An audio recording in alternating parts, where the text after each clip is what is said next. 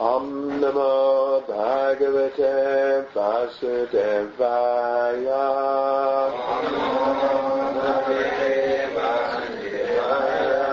Om Namo Bhagavate Vasudevaya.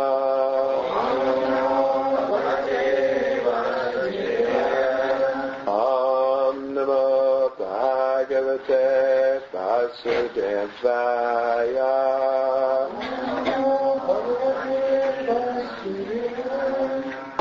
So we're reading from Srimad Bhagavatam, Canto 10, Chapter 29, Krishna and the Gopis Meet, verses 33 to 37. Am I right? I would say 2. So 38 is no purport. 36 has no purport, so it must be 37. Oh, 38 will go on pages. Oh, really? There's a purport to 37. Okay. So 37 is not on. Not on the sheet. Oh, alright, so 33 to 38.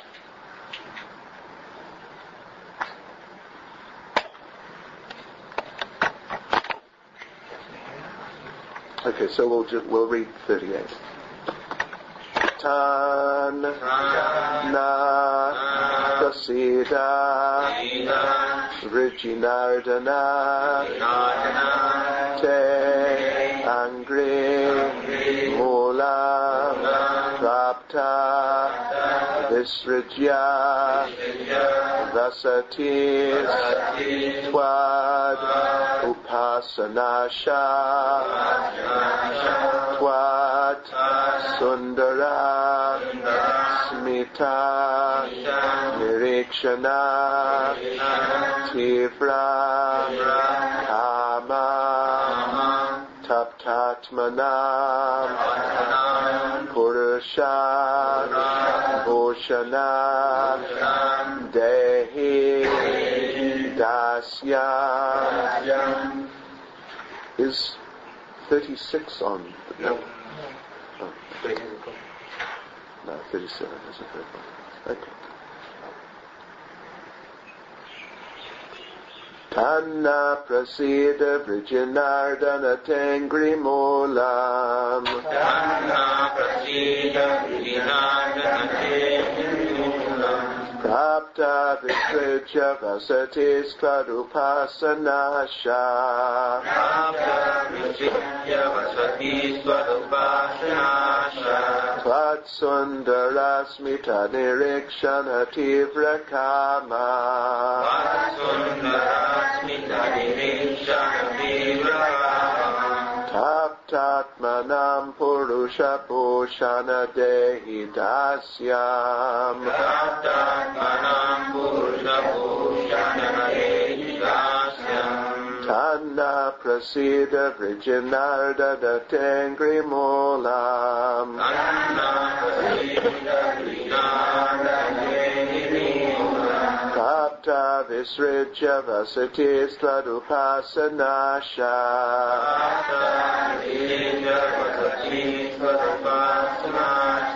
Tvat sundarasmita nirikshana tivra kama.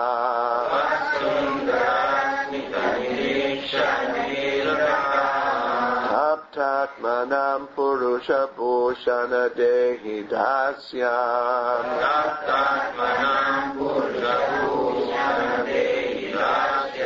Tanna prasida vrijinardana tengri molam.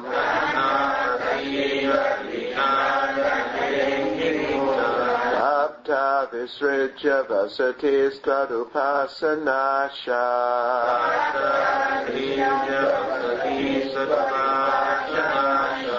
Tvat sundarasmita nirikshana tivra kama.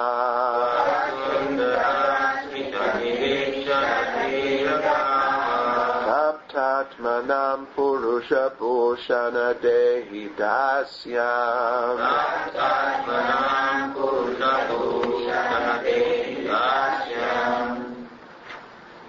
Tanna prasida vijnadana tengri moolam. Tanna prasida vijnadana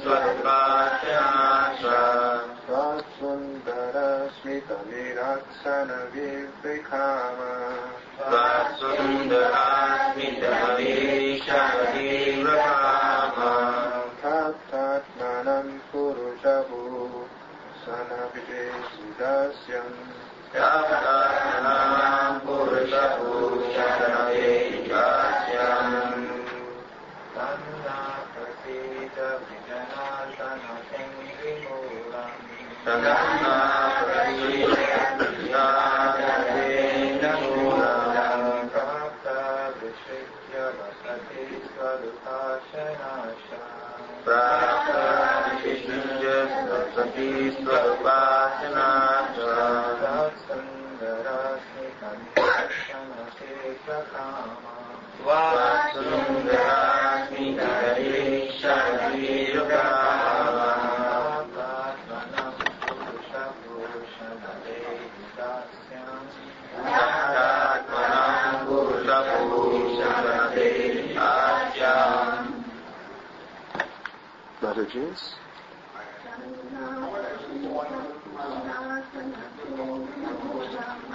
Tanna Pasija Vinadhate Vimulam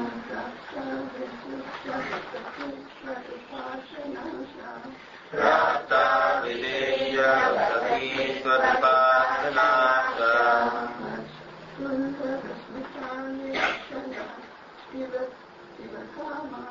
Vasundara Smita Virishana Virvikama Tatmanam Purushabhushana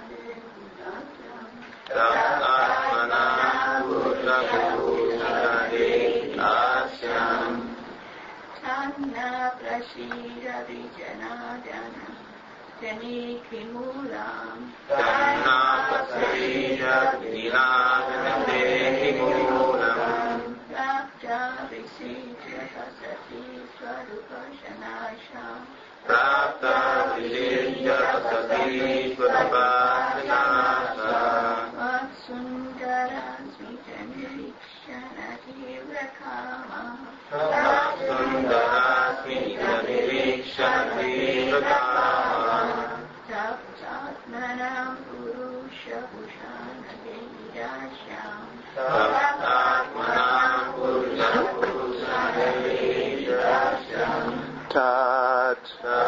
Therefore, na to us, Prasida, please show your mercy, Please show your mercy. Vrijana, of all distress, Ardana, O vanquisher, Te, your, angry Mulam, feet, Prapta, we have approached, Visrijya, renouncing, Vasati, our homes, Tvat Upasana, the worship of you, Asha, hoping for, Tvat, your, Sundara, beautiful, Smita, smiling, Nirikshana, because of the glances, Tibra, intense, Kama, by the lust, Tapta, burned, Atmanam, whose hearts, Purusha, of all men, Bhushana, O ornament, Dehi, please grant, Dasyam, servitude. Translation. Therefore, O vanquisher of all distress, please show us mercy. To approach your lotus feet, we abandon our families and homes, and we have no desire other than to serve you. Our hearts are burning with intense desires, generated by your beautiful smiling glances. O jewel among men, please make us your maidservants. Purport. When Sri Krishna was born, the sage Garga predicted that he would manifest all the opulences of the Supreme Lord Narayan. The gopis now appeal to the Lord to fulfill this prediction by being merciful in granting them direct service, just as Lord Narayan awards direct service to his loving devotees. The gopis emphasized that they did not give up their families and homes with the hope of securing a higher pleasure from Krishna. They are simply begging for service, revealing their pure-hearted devotion. The gopis think, if in the course of your pursuing your happiness, we somehow or other become happy by seeing your face, what is the harm in that? Srila Vishwanath Chakravarti comments on the words Purusha Bhushana, O jewel among men. The Thakur states that the gopis meant to say, O jewel of all males, please decorate our golden bodies with the dark blue gems of your limbs. So we will read from verse 33. Kurvanti hi tvai ratim kushalasva atman nitya priye patisudadibir artidai kim tan na prasida parameshvara masvachindya asham dritam tvai chirad aravindra netra. Expert transcendentalists always direct their affection toward you because they recognize you as their true self and eternal beloved. What use do we have for these husbands, children, and relatives of ours who simply give us trouble? Therefore, O Supreme Controller, grant us your mercy. O Lotus-eyed One, please do not cut down our long-cherished hope to have your association. Chitam sukhena bhavata pahritam griheshu yan nirvishat yutakara vapi grihya kritye pado padam nachalatas tavapada mulad yama katam vrajamato karavama kimva. Until today, our minds were absorbed in household affairs, that you easily stole both our minds and our hands away from our housework. Now our feet won't move one step from your lotus feet. How can we go back to Vraja? What would we do there? And there's a purport here also. Sri Krishna had blown into his flute, and the intoxicating music that had come out of its holes had stolen the minds of the young gopi girls. Now they had come to see Krishna to demand back their stolen property. But they could regain their minds only if Sri Krishna accepted them and engaged with them in conjugal affairs. Sri Krishna might have replied, but my dear gopis, just go home for now. Let me consider the situation for a day or two, and then I'll give you back your minds. In reply to this possible argument, the gopis state, our feet refuse to move even one step. So please give us back our minds and accept us, and then we'll go. Sinchanganas twad adaramrita purakena hasava loka kalagita jahrich chayagnim no chid vayam vira hajag nupayukta deha janena yama padayo padavim sakete. Dear Krishna, please pour the nectar of your lips upon the fire within our hearts, a fire you ignited with your smiling glances and the sweet song of your flute. If you do not, we will consign our bodies to the fire of separation from you, O friend, and thus, like yogis, attain to the abode of your lotus feet by meditation. Yar yam bujakshatava pada talam ramaya datakshanam kwachidaranya jana priyasya asprakshmatat prabritinanya samakshamanja Statums tvaya biramita bata parayama. O lotus-eyed one, the goddess of fortune considers it a festive occasion whenever she touches the soles of your lotus feet. You are very dear to the residents of the forest, and therefore we will also touch those lotus feet. From that time on, we'll be unable even to stand in the presence of any other man, for we will have been fully satisfied by you.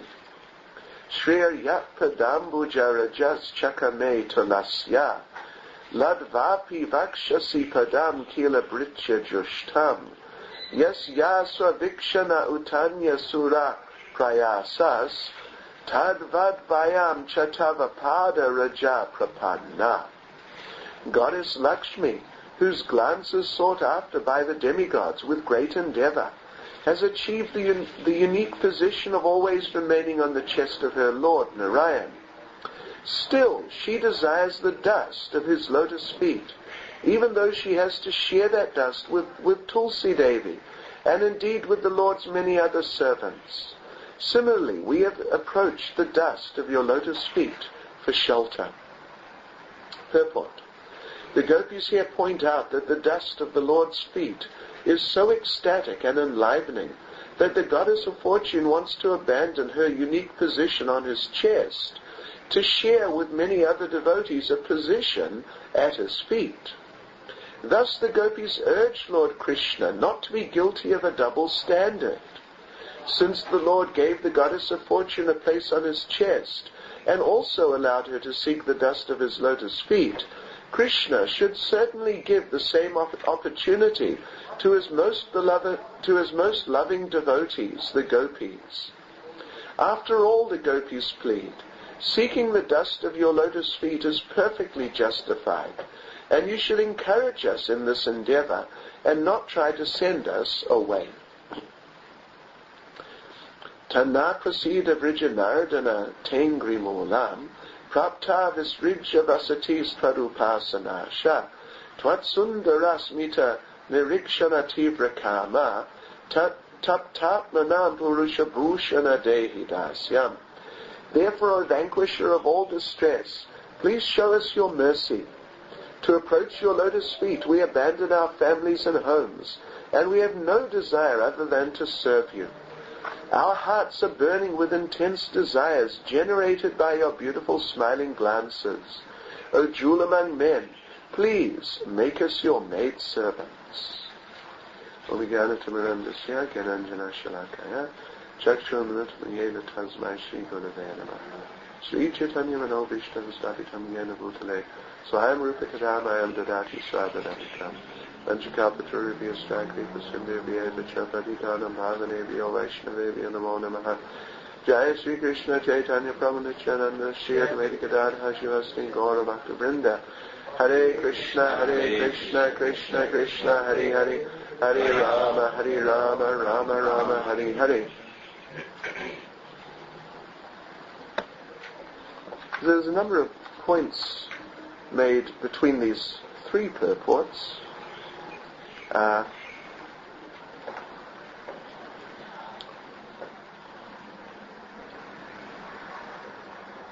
In the second purport, the point is made that Goddess Lakshmi, that verse 37, Goddess Lakshmi, even though she has that position on the chest of the Lord, which she doesn't have to share with anyone, but still she's hankering for the dust from the lotus feet of the Lord. So, of course, this can be taken in two ways. One is that humility is better. The lower the position, the better, the more nectar. As Lord Chaitanya prayed, Gopi Bhatur Padakamalayur Das Anudas. That what is my position? Who am I? What am I? I'm not a sannyasi, I'm not a Brahmin, I'm not a grihasta, I'm not a Vaishya and Kshatriya and so on like that. But Gopi Bhartu Padakamalaya Dasa Das Anudas. I'm the servant of the servant of the servant of Krishna, who is Gopi Bhartu, the master of the gopis. So Srila Prabhupada, of course, would refer to that verse from time to time and bring out this point, that being a servant is better. And even amongst the servants, being a lower servant is better than being a higher servant. Of course, in material existence, this idea of being a servant is not appreciated. As we've mentioned before, that one writer wrote, I think it's in Faust. Who wrote Faust? Can't remember. Wagner? Anyway, somebody. German. It's all about someone who makes a pact with the devil. Anyway. But his idea is better to be king in hell than servant in heaven. This is like a motto of the non-devotees. Let me not be a servant. Let me be a master, superior person, and I don't care where, as long as I can be superior. So better to be king in hell than servant in heaven. But the devotees think the exact opposite, that better to be the servant, and better to be the lower servant than the higher servant. This is best. So therefore Lord Chaitanya, what he actually says there is Gopi Bhartu Padakamalaya Dasa Das Anudas. He's not even saying Dasa Dasa Das. Prabhupada would say, in commenting on this statement of Lord Chaitanya's, that the more times Das is there before us, the better. Dasa Dasa Dasa Dasa Dasa Dasa Das. Better. The more times, further down the line. It doesn't mean that we're more distant, but it means that we are connected by the mercy of more higher people. By each time Das, a Das, a Das. Each time means another servant is in between us and the Lord. But it means that their mercy is available to us. That's what it really means. Not that they're there blocking the way and therefore we cannot get anywhere near and therefore we become isolated and disconnected and fall away. But each time Das, then the mercy of that person who we are the servant of or the servant of the servant of and so on, their mercy is there. So 10 dasas, if we are the 11th das, that means we get the mercy of those 10 servants. And of course they're all greater than us.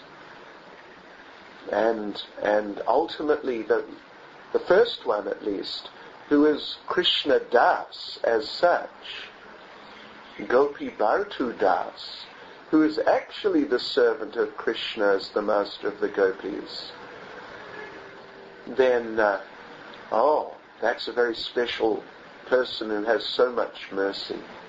And we're also getting that mercy. So better to be further down the line, as far as possible.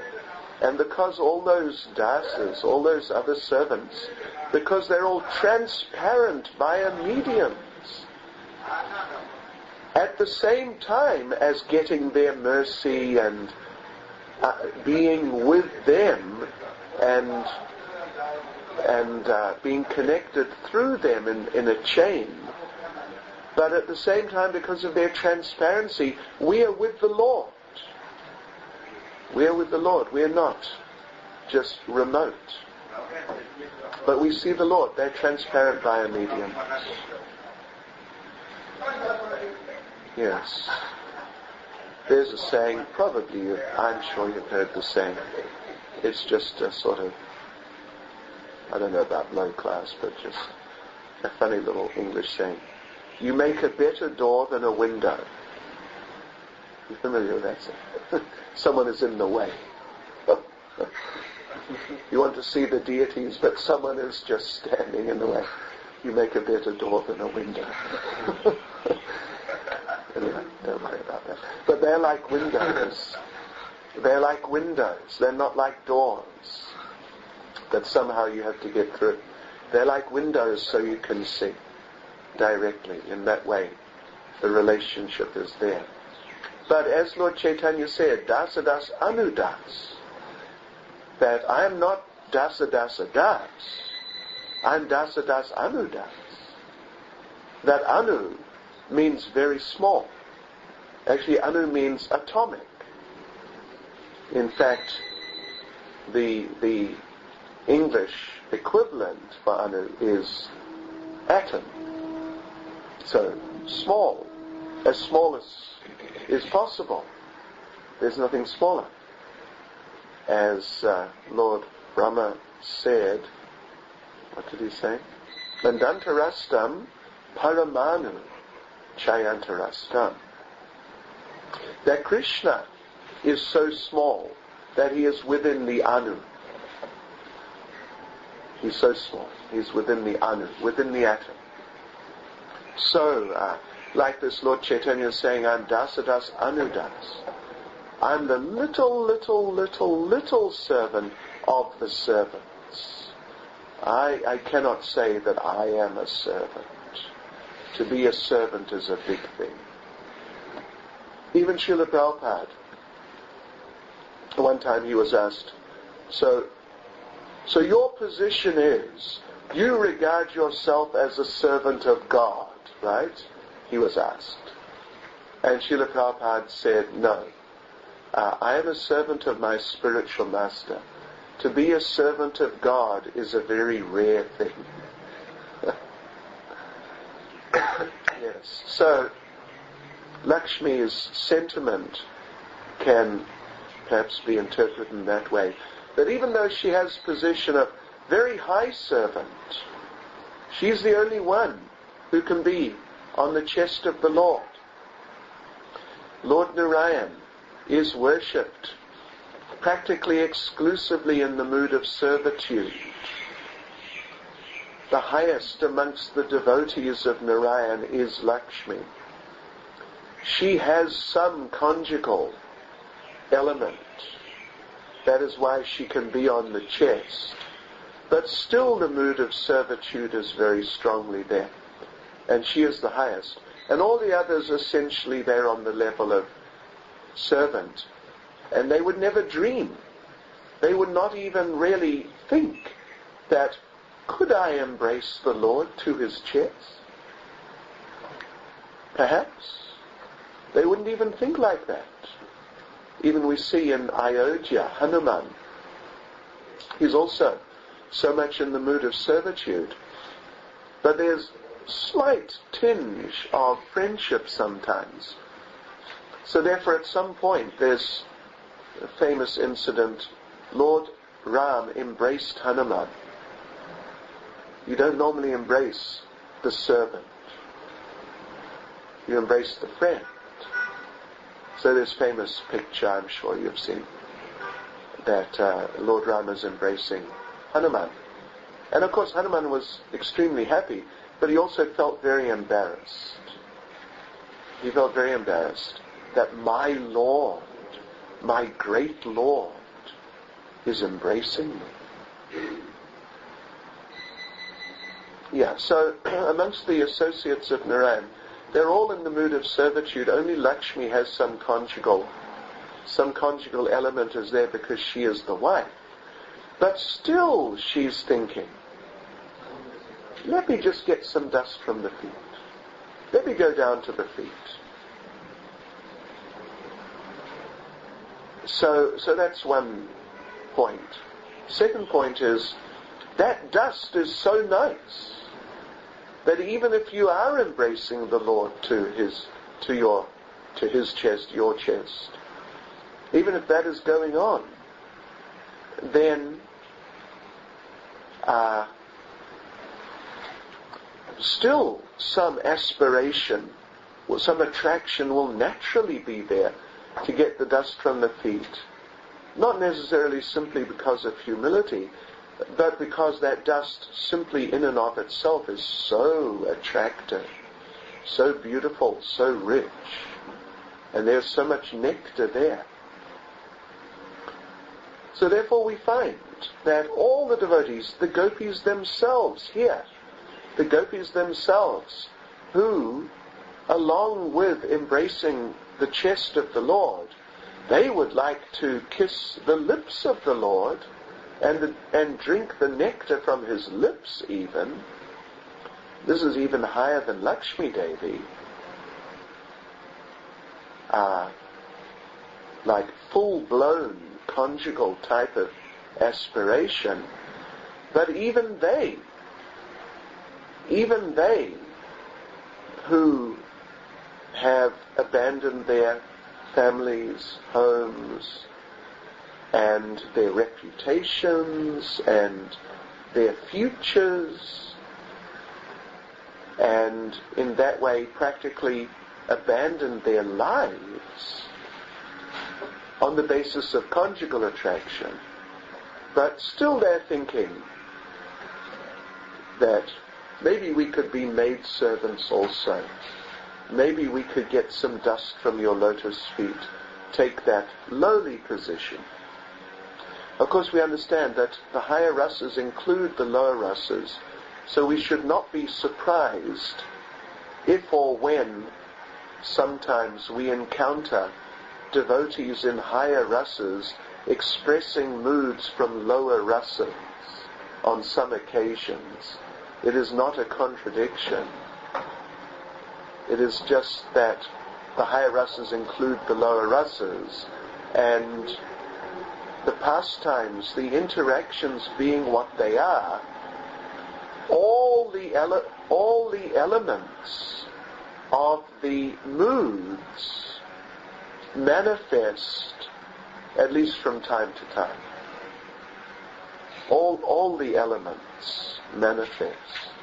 Even though, of course, with the gopis, the conjugal mood is predominant and is really ruling completely, but still sometimes you get, like here, let us get some dust from your feet, and let us be your maidservants, like that.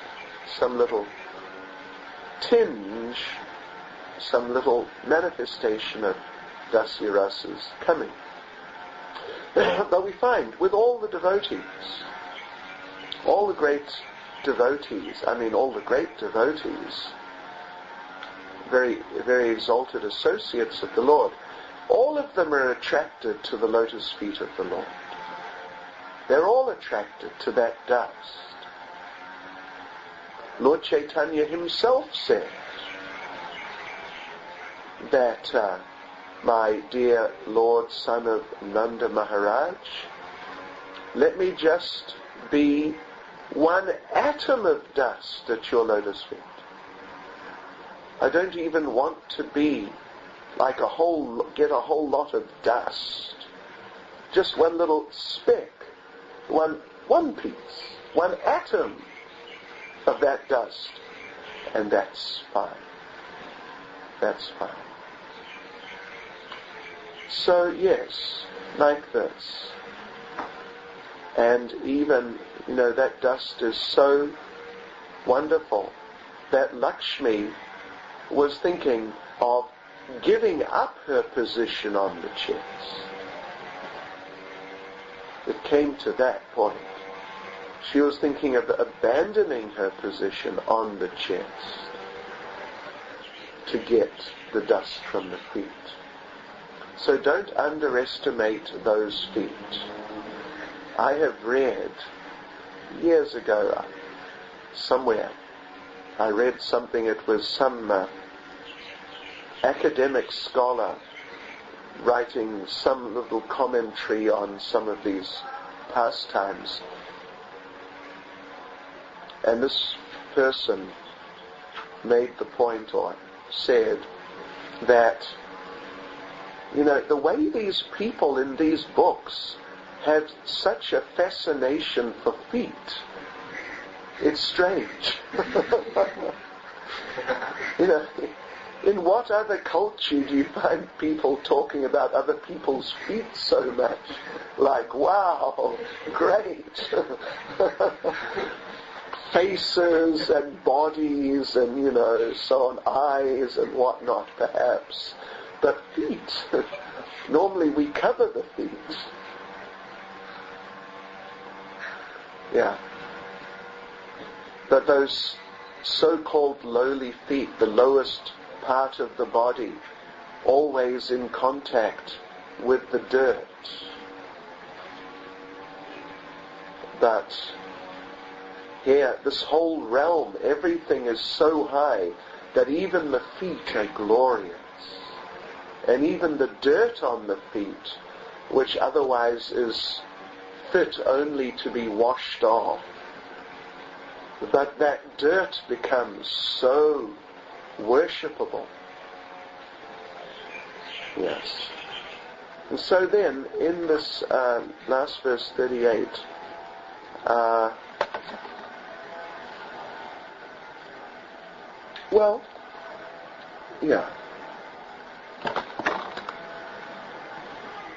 the gopis are remembering how Gargamuni indirectly said, that Krishna will be as good as Narayan. Basically, he said that, more or less. So Lord Narayan allows people to serve his lotus feet. Why won't you let us serve your lotus feet? This is a double standard. Gargarishi, he says no wrong. He does no wrong. Whatever he says is true. He said you'd be like Narayan. Narayan allows the devotees to serve his lotus feet. So why don't you? If you have to allow us. If you don't allow us, then it's a double standard. We'll complain to Gargarishi and maybe he'll do something. Take his statement back or disempower you or something. And then the gopis say that we have no desire. Our hearts are burning with intense desires, generated by your beautiful smiling glances. So of course we know in material life, boy looks at girl, boy or girl or one of them smiles. In sort of cultured society, when boy looks at girl, if there's no relationship established in the right way, somehow boy and girl, you have to look somewhere, you can't look nowhere. So you just suddenly you just find, you're looking at that girl or boy. So if that girl or boy, normally in cultured society, they will not smile. They'll just immediately look away, and so should you. This is there. If somehow your glance just accidentally happens to land in that place, then just look away. And even in our materialistic society, we all know. You look at someone and they look at you, but if you know them, then you should acknowledge them. But if they're strangers, then it is not done to just look at them.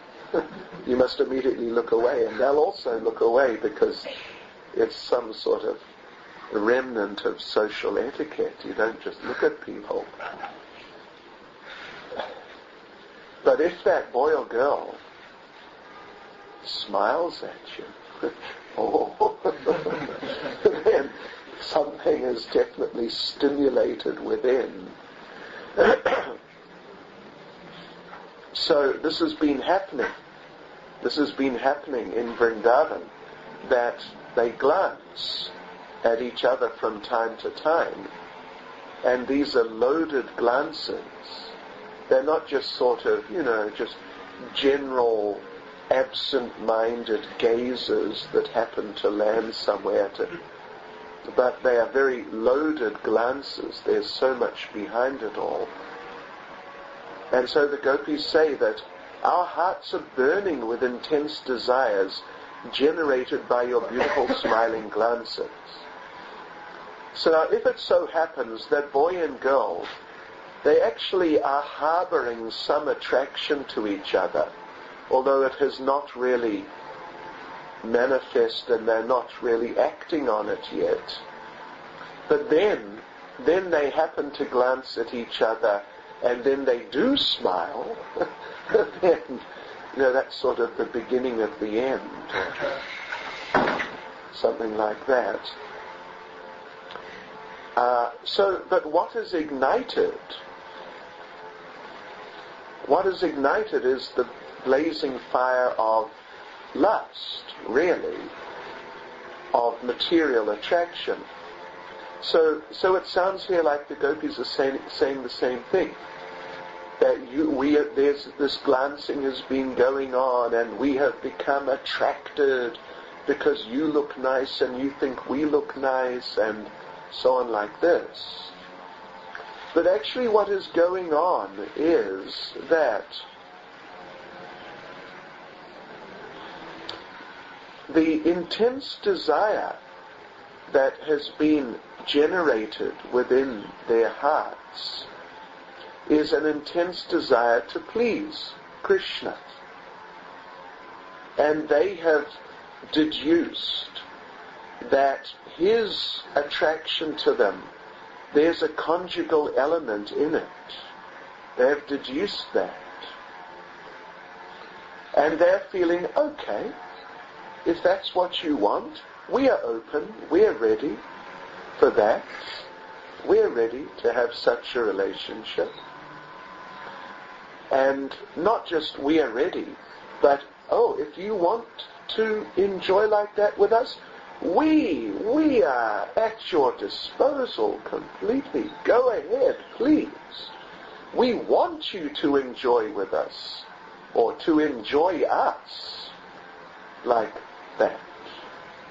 And as is stated here, the gopis think, if in the course of your pursuing your happiness, this conjugal happiness, we somehow or other become happy by seeing your face, that's all right. Yes, so this is the nature of that attraction. The gopis feel they have a burning desire for conjugal relationship. But really the essence of that is that they know that Krishna has a conjugal attraction and he wants to enjoy conjugally with them. And they want to please him in any way. If he wanted to please himself by screaming at them, abusing them, hitting them, then that would be fine. But it's a conjugal attraction. And so they're ready. They're enthusiastic. Yes, enjoy. Through us, through your contact with us. And that is really the nature of their desire. But of course through that, when they see that, yes, Krishna wanted to enjoy in that way, now he is enjoying in that way, then they become happy. Not because there's just some sensual experience of physical contact or all that sort of thing. But they then become happy because of the fact that Krishna has become happy through his conjugal contact with them. Any comments or questions?